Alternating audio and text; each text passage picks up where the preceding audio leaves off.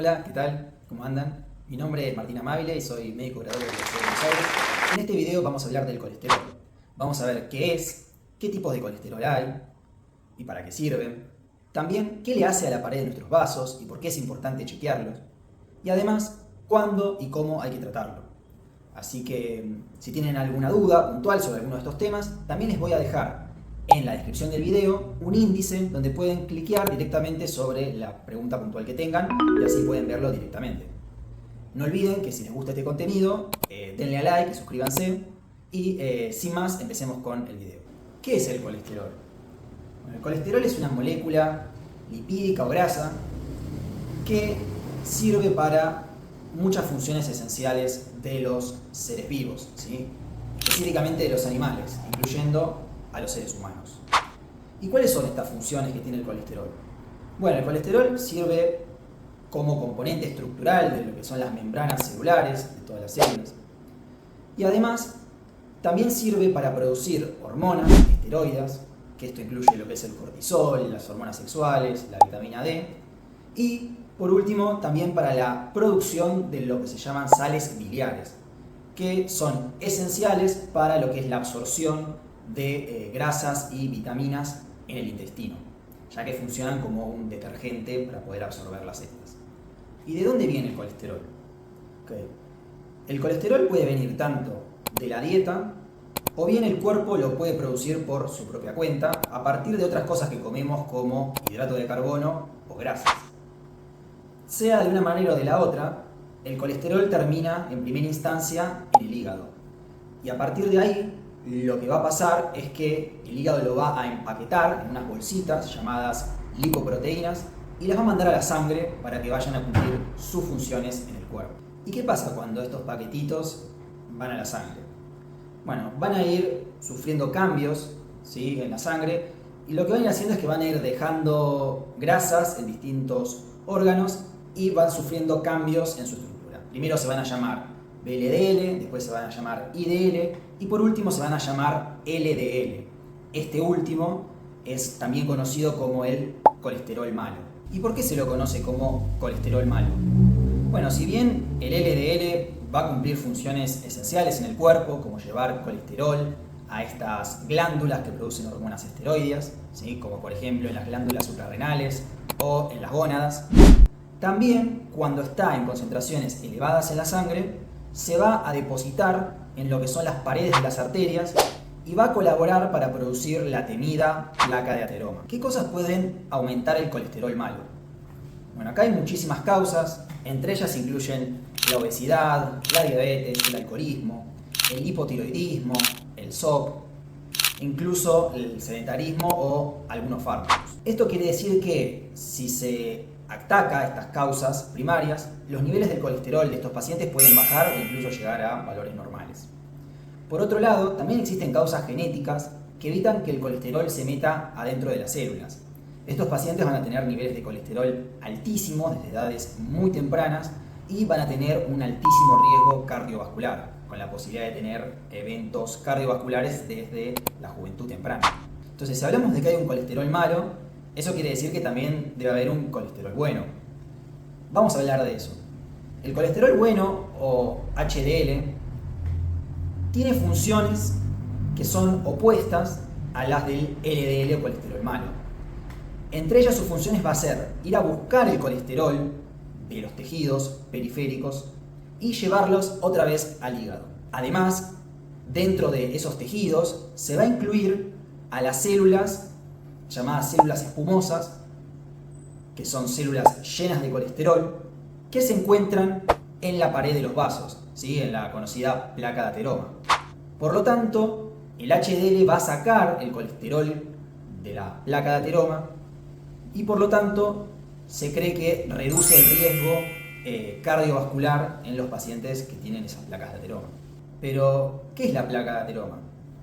Bueno, como ya dijimos, es una placa, ¿sí?, justamente que tiene en su interior glóbulos blancos llenos de colesterol, también llamados células espumosas, que están cubiertas alrededor por toda una capa fibrosa, ¿sí?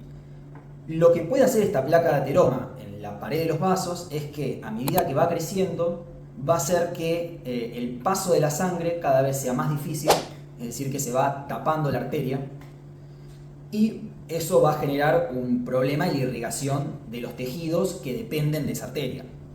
Entonces, produce una isquemia crónica que puede llevar a pérdida de función de ese tejido. Por otro lado, la placa de ateroma también puede romperse de repente y hacer que el vaso se tape de forma completa o casi completa. Esto produce una isquemia aguda que genera muerte de ese tejido. Ejemplos de esto son el infarto agudo de miocardio o el ACV isquémico. ¿Y cuáles son los factores que promueven la formación de la placa de ateroma? Bueno, además del colesterol, es decir, tener alto el colesterol malo y bajo el colesterol bueno, también tenemos otros factores de riesgo que se conocen como factores de riesgo cardiovascular. Estos incluyen la obesidad, el sedentarismo, el tabaquismo, la hipertensión, entre muchos otros. Lo importante es entender que a más factores de riesgo tenga este paciente, mayores van a ser las chances de tener placas de ateroma a nivel de las arterias y que éstas se compliquen y den enfermedad cardiovascular. ¿Cuándo deberíamos hacernos los chequeos de colesterol? Bueno, algunas guías recomiendan empezar con un primer chequeo alrededor de los 20 años, más que nada para tener una base y también para poder detectar casos de hipercolesterolemia familiar, estos casos genéticos en los cuales los pacientes tienen niveles muy altos y mucho riesgo cardiovascular, incluso en edades muy jóvenes. Luego, para la población general, se recomienda volver a los chequeos a partir de los 40 años, realizándolo cada 1, 2, 3 años, todo dependiendo del riesgo cardiovascular de cada paciente. ¿Cuáles son los tratamientos disponibles que tenemos para el control del colesterol? Primero, por un lado, tenemos los cambios en el estilo de vida, ¿sí? Cambios en la dieta y en el ejercicio. Respecto a la dieta, tenemos que entender que no es suficiente con disminuir la ingesta de productos con colesterol, ya que nuestro cuerpo, como ya dijimos, puede hacer su propio colesterol en el hígado a partir de otras cosas que comemos como grasas y carbohidratos. Por lo tanto, se recomienda una dieta baja en colesterol, pero también en calorías y grasas. Esto lo que va a permitir es poder llegar a reducir el colesterol hasta un 20% solamente con los cambios en el estilo de vida. Para cuando esto es insuficiente, luego tenemos los tratamientos farmacológicos. Respecto al tratamiento farmacológico, tenemos el fármaco de primera línea, que son las estatinas. Estas incluyen la rosuvastatina, atorvastatina, simvastatina, etc. Es importante entender que actúan bajando la producción de colesterol en el hígado y no solo tienen efectos a nivel de los niveles de colesterol en sangre, sino que también van a tener otros efectos como efectos antiinflamatorios a nivel de la placa de ateroma y van a también actuar a nivel de los triglicéridos y por último también van a mejorar básicamente todo lo que es el nivel de riesgo cardiovascular. Por lo tanto, debido a estos grandes efectos y los pocos efectos adversos que tiene, se consideran la droga de primera elección para el control del colesterol. Además, se pueden añadir otras drogas, como por ejemplo la ezetimiba o los inhibidores de la PCSK9, que lo que sirven es como una terapia sumada a las estatinas, principalmente para bajar los niveles de colesterol en pacientes que tienen muy alto riesgo y aún no llegan a tener los niveles meta, objetivo, con las estatinas solas. Además, quería hablar de otras drogas que se utilizan para controlar los lípidos en sangre. Por un lado, los fibratos, incluyendo el fenofibrato y el gemfibrosilo, que principalmente actúan bajando los niveles de triglicéridos. Sin embargo, no han demostrado disminuir lo que es el riesgo cardiovascular en pacientes con triglicéridos altos. Por lo tanto, no está recomendado su uso para mejorar los triglicéridos en pacientes que tienen riesgo cardiovascular por triglicéridos.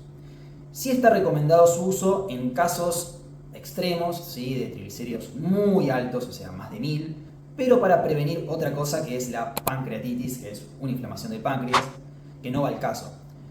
Sin embargo, muchas veces hay pacientes que aún continúan utilizando lo que son fibratos, para lo que es su tratamiento de triglicéridos y es importante que los pacientes tengan en cuenta que esto está sumando muchas veces efectos adversos que son innecesarios y que no hay una buena evidencia que respalde su uso. También quería sumar unas palabras respecto a los ácidos omega 3, que están muy de moda, ¿sí? Que se venden las píldoras de omega 3 en las farmacias, ¿sí? De venta libre.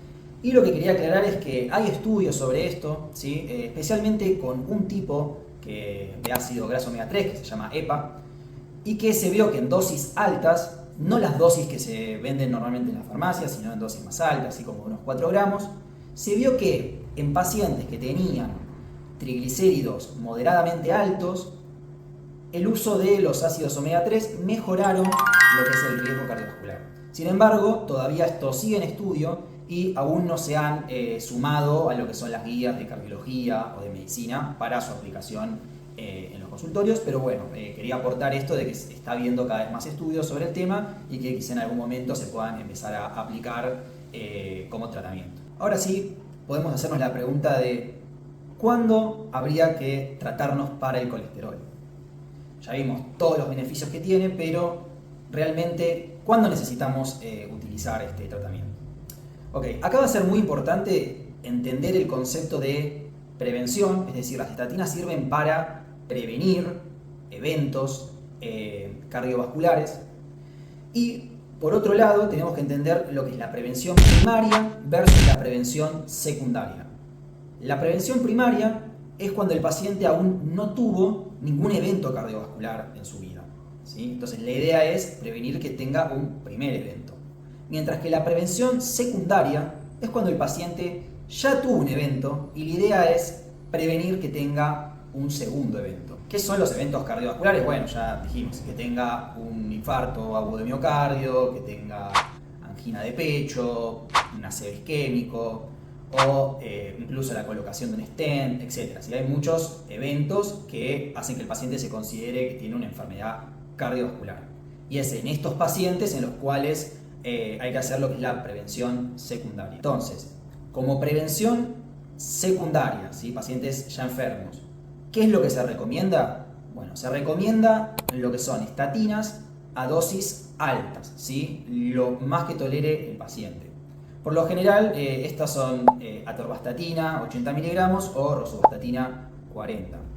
Además, si el paciente no llega a las metas de colesterol con estas drogas, se le pueden sumar otras como el ezetimiba o los inhibidores de la PCSK9. Una cosa es que lo que se vio, lo que se ve en los estudios es que a más se baja el colesterol de estos pacientes, menor riesgo tienen de repetir un evento cardiovascular. Otra acotación es que en los pacientes que ya son mayores de 75 años, lo que se puede hacer es ir bajando lo que es un poco esa dosis alta, ya que como la idea, el objetivo de los fármacos que bajan el colesterol es prevenir eventos a largo plazo, estos hay que irlos ajustando según la expectativa de vida de los pacientes. También, por otro lado, hablamos de la prevención primaria, es decir, pacientes que todavía no tuvieron un evento cardiovascular.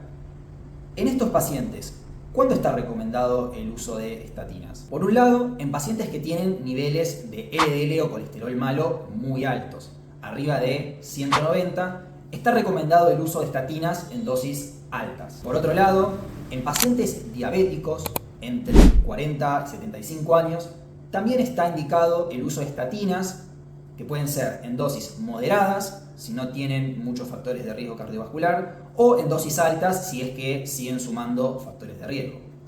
Por último, en pacientes entre 40 y 75 años generales, la indicación de estatinas sí va a depender principalmente de la suma, ¿sí?, de factores de riesgo cardiovascular que tenga cada paciente. Muy bien, y estamos todo el tiempo nombrando esto de el riesgo cardiovascular.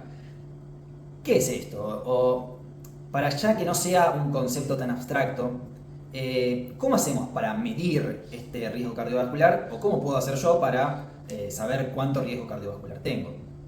Bueno, los médicos generalmente utilizamos lo que se llaman calculadoras de riesgo cardiovascular, aunque también existen otros métodos como utilizar unas planillas, ¿sí?, donde se puede ir clasificando el paciente según sus factores. Pero bueno, La base de estos métodos es considerar factores como por ejemplo la edad del paciente, la presión que tiene, si toma medicación para la presión, si es tabaquista, si tiene diabetes, los niveles de colesterol, el sexo, etc.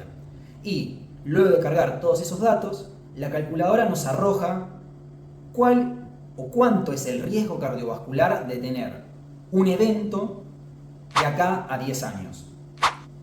Ya con ese dato, luego podemos clasificar al paciente en el nivel de riesgo que tiene y con eso nos valemos para tomar decisiones acerca de si es recomendable darle un tratamiento o no. Sin embargo, también hay otros factores más que no tienen en cuenta las calculadoras, pero que también son muy importantes, como por ejemplo que el paciente tenga familiares de primer grado que hayan tenido un evento de muy jóvenes, o pacientes que tienen HIV, o enfermedad renal, o otras enfermedades del cuerpo en general.